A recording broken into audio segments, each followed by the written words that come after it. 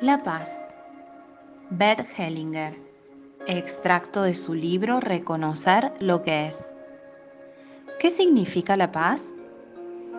Que se une a aquello que antes estaba en contraposición, que se reconozcan mutuamente los que antes se excluían el uno al otro, que aquellos que antes se reprimían, herían, declaraban la guerra e incluso llegaban a querer exterminarse unos a otros, lloren ahora juntos por las víctimas de ambas partes y por el daño que se han causado mutuamente.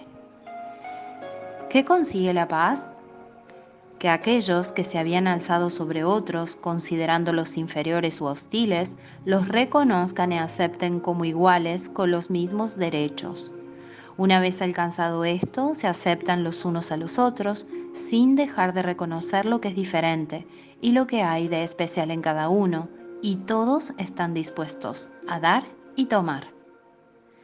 La paz amplía las fronteras personales, permitiendo desarrollar desde ellas lo muy diferente y polifacético aspecto de cada personalidad propia y ajena, fomentando así la actuación conjunta. La paz comienza en nuestra propia alma. Lo que anteriormente hemos desechado, reprimido y lamentado de nosotros mismos puede por fin ocupar su puesto en nuestro interior junto a todo lo que hasta entonces ya ahí se encontraba, nos gustaba e incluso amábamos. Esto exige que nos despidamos del ideal de la inocencia que ni fomenta ni exige el crecimiento, prefiere sufrir en vez de actuar y pretende que sigamos siendo niños en vez de crecer. La paz continúa en la familia. Muchas familias se preocupan solo de mantener su imagen y ocultan, reprimen e incluso aniquilan todo lo que pueda poner en peligro su ideal de inocencia. De este modo se hacen culpables de pretender conservarla por encima de todo, llegando a avergonzarse de tal manera de alguno de sus miembros, que llegan a expulsarlo, a reprimir su memoria e incluso a ocultar su existencia. Todo esto porque les da miedo de pensar en el duro destino que este familiar y su recuerdo les duele. Una familia así se aísla de los demás y se marchita. Lograr la paz en la familia no es ni sencillo ni cómodo. El que ama la paz y la sirve se expone a la culpa y al dolor. Le da a cada uno de sus miembros un sitio en su alma, aunque sea diferente a como los demás desearían, y se enfrenta al reto y a la controversia que conduce a reconocer, aceptar y amar lo diferente en el otro, con igualdad de derechos. ¿Cómo podemos fomentar la paz por encima de la familia en otros ámbitos más amplios? Cada uno dentro de sus posibilidades. Primero, posiblemente solo en un círculo pequeño, como en el de los vecinos, los amigos o el trabajo. Y después también allí donde tengamos una mayor responsabilidad, como en organizaciones o en la política. La paz solo se puede lograr respetando la dignidad y lo especial de todos y cada uno de los involucrados, especialmente lo que son y lo que han contribuido al tema en cuestión. Esto exige que nos fijemos en los culpables y los respetemos, sin liberarlos, ni de la responsabilidad de sus actos ni de las consecuencias de su culpa, porque esto pertenece a su dignidad. La paz no se logra evitando los conflictos. A través de ellos se dan cuenta los involucrados de lo que les es importante y de aquello en lo que se sienten amenazados. En el conflicto hace cada uno valer lo propio, hasta el momento en que reconoce de qué manera y hasta qué punto viola con ellos las fronteras de los demás.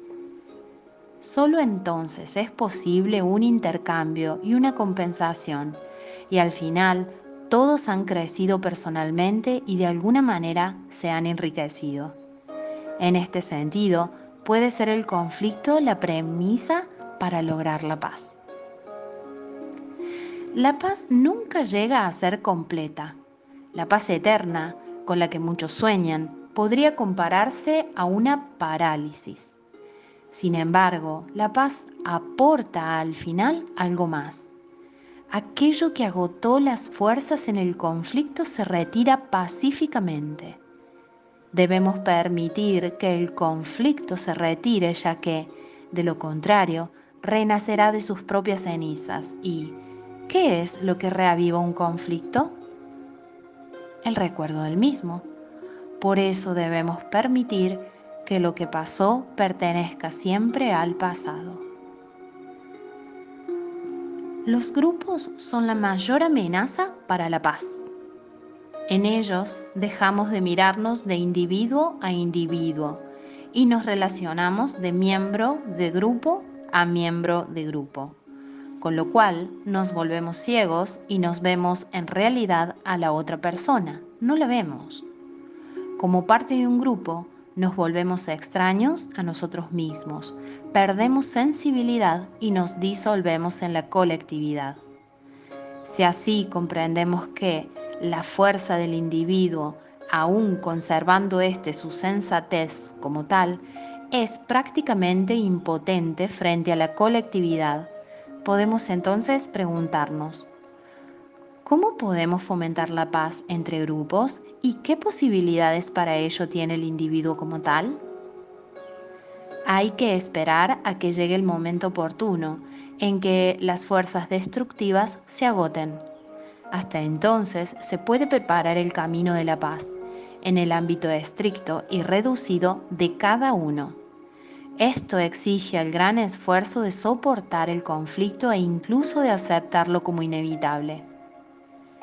Con frecuencia se ve cómo conflictos pertenecientes a un pasado remoto siguen repercutiendo en el alma de los descendientes. Con la ayuda de las constelaciones familiares pueden enfrentarse a través de los representantes los involucrados originales del conflicto del pasado. Posiblemente entonces pueden verse como individuos que son iguales y tienen los mismos derechos y la misma dignidad. Así es posible que cada uno sienta el dolor que causó al otro y lo que le dolió la herida recibida. Entonces, llorando juntos por los que perdieron, pueden reconciliarse y encontrar la paz. Solo entonces pueden reconciliarse también los descendientes, honrar a las víctimas y reparar, dentro de lo posible, las injusticias de antaño. Así pueden, por fin, enterrar el pasado y actuar de forma constructiva en el presente. En las constelaciones familiares comienza la reconciliación en la propia alma de cada uno y en la de la familia. Si se logra ahí la reconciliación, esta se extenderá a grupos más amplios. Por eso es preciso que conservemos nuestra humildad en las constelaciones y seamos conscientes de sus limitaciones. La paz profunda, verdadera y estable se escapa de nuestros propósitos. Allí donde se consigue, la experimentamos como un regalo divino.